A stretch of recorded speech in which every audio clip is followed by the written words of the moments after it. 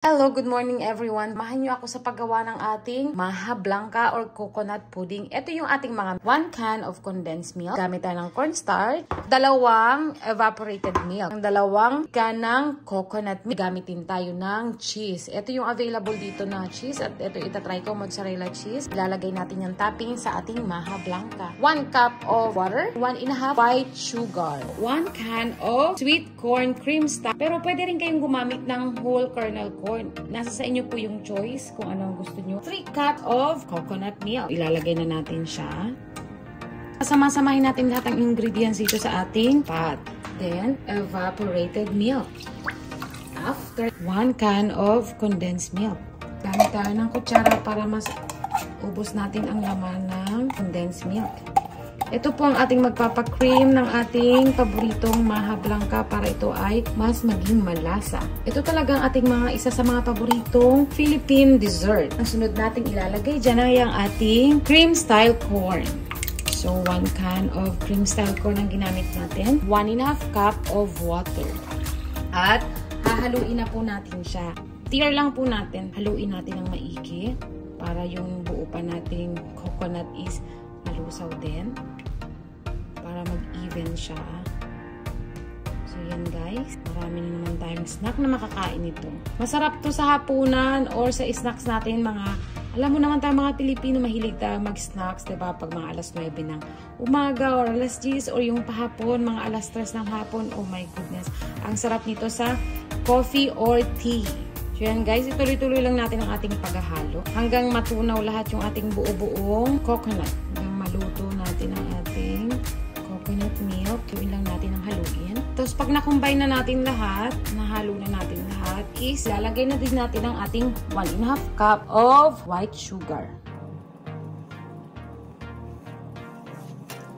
Haluin natin ulit.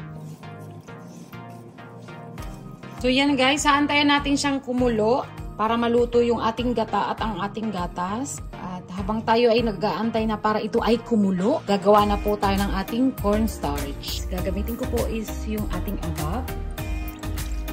Ito ko po ilalagay at tutunawin ang ating cornstarch para po mas malasa. 200 gram po of cornstarch ang ating kailangan.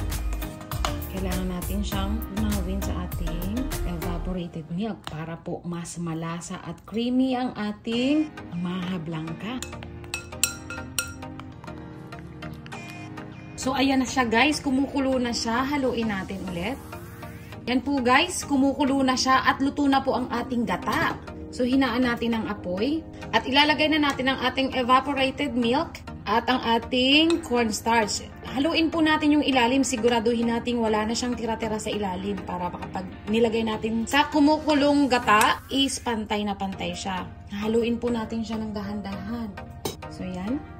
Ito po ay ang magpapathicken ng ating maha blanca. Magpapalapot. Ilagay natin siya ng dahan-dahan habang ating hinahalo. So, yan. Haluin lang natin siya. Continuous, dire-diretso lang na paghalo. Yan po ang ating magpapakreamy sa ating maha blanca kasi ginamit ko guys. Ito yung sikreto para mas malasa ang ating maha blanca. Ang iba po kasi ginagamit nila is yung tubig lang. Sa akin ang ginamit ko is evaporated milk para mas malasa at creamy. So dire-diretso lang po yung ating paghahalo. Ay lumapot. Talaga tong pot na to ay kailangan po ang gamit natin is non-sticky para mas mabilis nating haluin. Dire-diretso lang po ang ating paghalo hanggang maglapot na talaga siya. Mag-even yung lasa niya. So guys, diba nakikita nyo na lumalapot na siya. Oh. Nagiging maha blanca na siya. Mabilis at continuous ang ating paghahalo. Ganyan lang.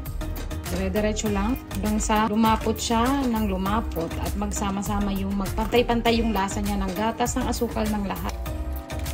So, yan na siya guys. Luto na siya. Tingnan nyo. Isasali na natin siya sa ating Tupperware para mapalamig na natin. Paka-creamy niya na. Oh. Pwede na natin ito isalin sa ating Tupperware. Palamigin at malalagyan na natin siya ng toppings na ating cheese. Isasali na natin siya. Tapos papantay natin siya guys para naglagay tayo ng ating toppings na cheese is pantay siya. Mozzarella cheese ang ating gagawin. So, yan na guys. Lalagyan na natin siya ng cheese. grated cheese. Cheese you want,